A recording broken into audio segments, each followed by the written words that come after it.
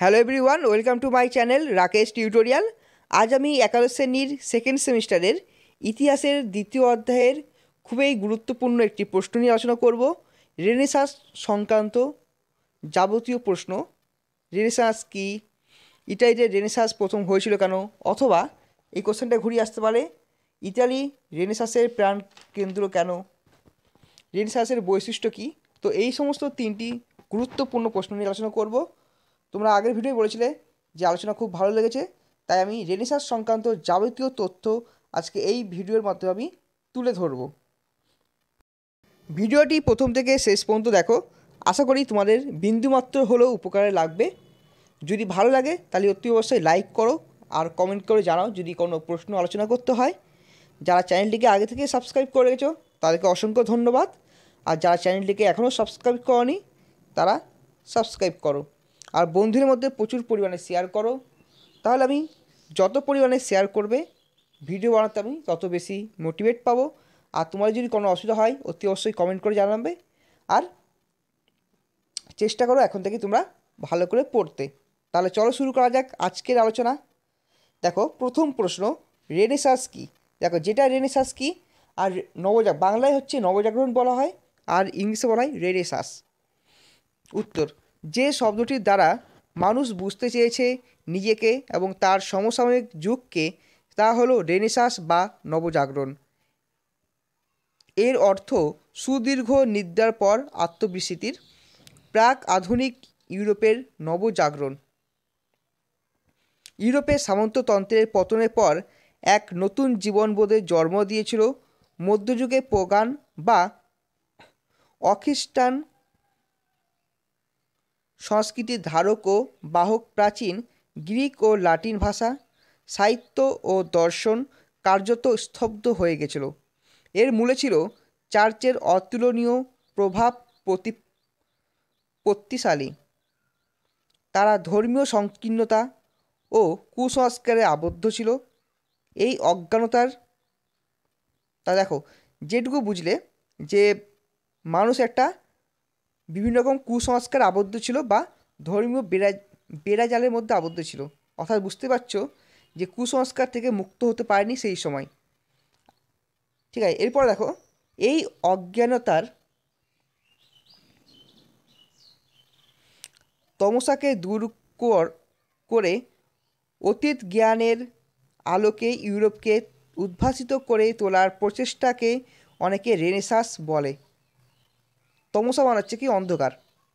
আচ্ছা, মূলত প্রাচীন গ্রিক ও রোমে ধ্রুপদী সাহিত্য সংস্কৃতিকে ভিত্তি করে পঞ্চদশ ষোড়শ শতকের প্রথমার্ধে প্রাথমিক পর্বে ইটালিতে এবং পরবর্তী সময়ে সমগ্র ইউরোপে যে শৈল্পিক ও বৌদ্ধিক ক্রিয়াকলাপের বহিঃপ্রকাশ ঘটে তা নবজাগরণ নামে পরিচিত।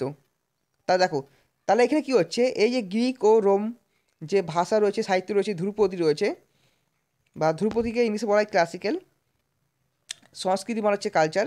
ঠিক আছে, তো সব দিক থেকে পঞ্চদশ আর ষোড়শ শতাব্দীর প্রথমার্ধে এই সময়ই এই জিনিসটা হয়েছিল।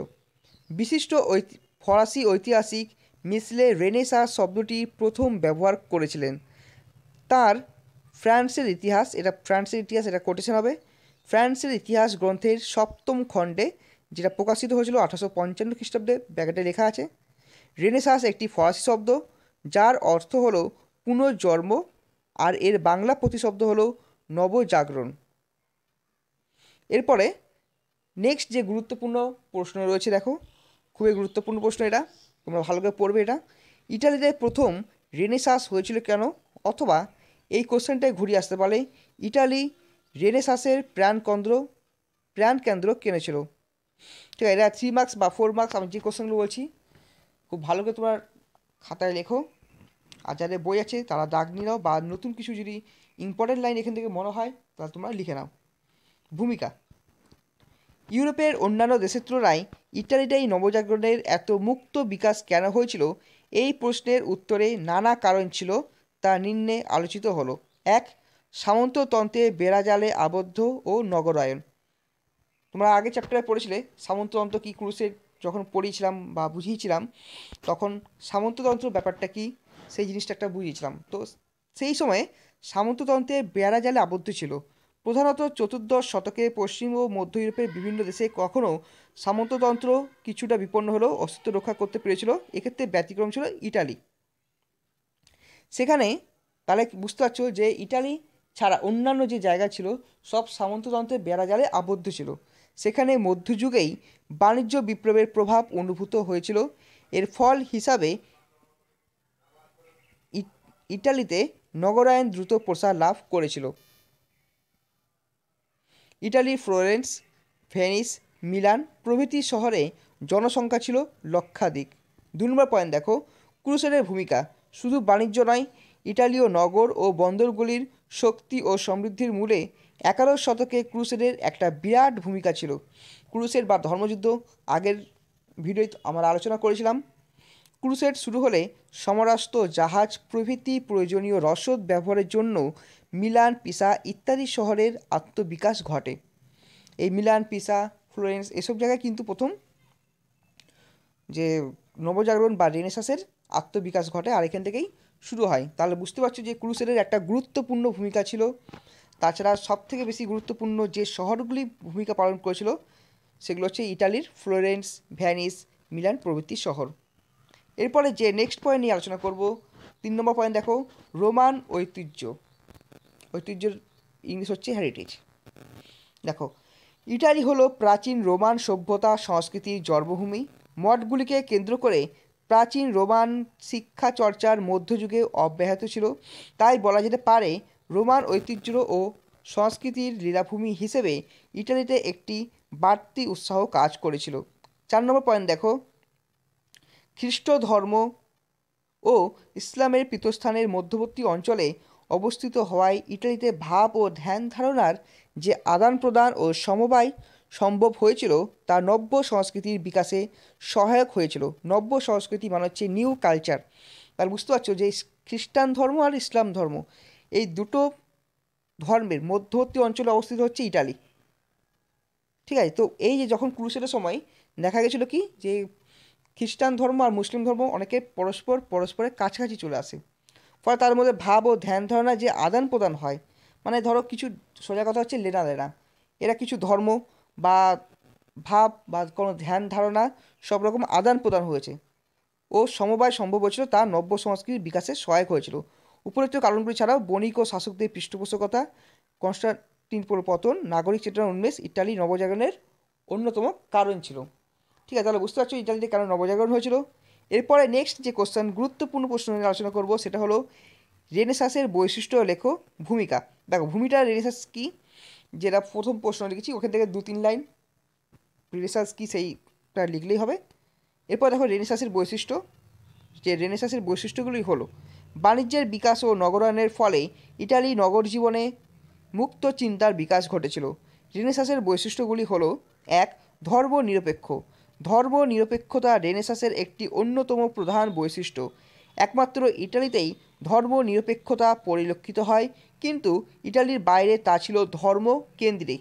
সমাজের প্রচলিত অন্ধবিশ্বাস ও কুসংস্কার দিক ক্রমশ অপসৃত হতে থাকে। মানে বুঝতে পারছো যে এখানে ধর্ম নিরপেক্ষ মানে কি, ইটালি যেখানে অন্যান্য ইউরোপিয়ান যে কান্ট্রি ছিল সেই কান্ট্রিগুলো কিন্তু ধর্মজালে আবদ্ধ ছিল। খ্রিস্টান পাদরি, চার্চের বিভিন্ন রকম পোপ বা বিশপ যারা ছিল তারা কিন্তু ইটালিকে পুরো ধর্মের মধ্যে আবদ্ধ রেখেছিল। কিন্তু সেক্ষেত্রে বলবো যে ইটালির ধর্ম নিরপেক্ষতা অবলম্বন করেছিল, এটাও একটা প্লাস পয়েন্ট। আর যেটা অন্ধবিশ্বাস আর কুসংস্কার থেকে মুক্ত ছিল। 2 নম্বর পয়েন্ট দেখো, প্রাচীন গ্রিক ও রোমান সাহিত্য, দর্শন প্রভৃতি চর্চার ফলে সমসাময়িক দর্শন, সাহিত্য ও শিল্পকলায় আরও প্রাণবন্ত হয়ে ওঠে। প্লেটো, সক্রেটিস, অ্যারিস্টটল প্রমুখ রচনায় জনপ্রিয় হয়ে ওঠে।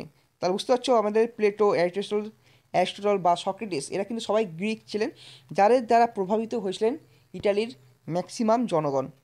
3 নম্বর পয়েন্ট দেখো, বিজ্ঞান চর্চা। রেনেসাঁসের ফলে বিজ্ঞান চর্চায় গতি এসেছিল। বিজ্ঞান গবেষণার ফলে প্রাকৃতিক ঘটনার রহস্য অনুসন্ধান ও মানব কল্যাণ সম্ভব হয়েছিল। মানে বুঝতে পারছো বিজ্ঞান চর্চার ফলে কিন্তু অনেকটাই উন্নতি হয়েছিল। এরপর নেক্সট পয়েন্ট যেটা রয়েছে দেখো, অনুসন্ধিৎসা। নবজাগরণের অন্যতম বৈশিষ্ট্য হলো অনুসন্ধিৎসা, অজানাকে জানার ইচ্ছা ও আগ্রহ। যুক্তির ভিত্তিতে বিশ্লেষণ ও তা গ্রহণ, উদারতা। লাস্ট পয়েন্ট হচ্ছে উদারতা। এই সময় অন্ধ আনুগত্য ও গোঁড়ামি মুক্ত হতে পেরেছিল। নবজাগরণ ছিল চিন্তা প্রসূত, প্রগতিশীল। তাহলে বোঝা যাচ্ছে যে এখানে যে কোশ্চেনটা, সেখানে কিন্তু বলতে গেলে যে বিজ্ঞান চর্চা বলো, অনুসন্ধিৎসা মানে নতুন জিনিসকে জানার, অজানাকে জানার একটা আগ্রহ এই সময় বাড়তে থাকে।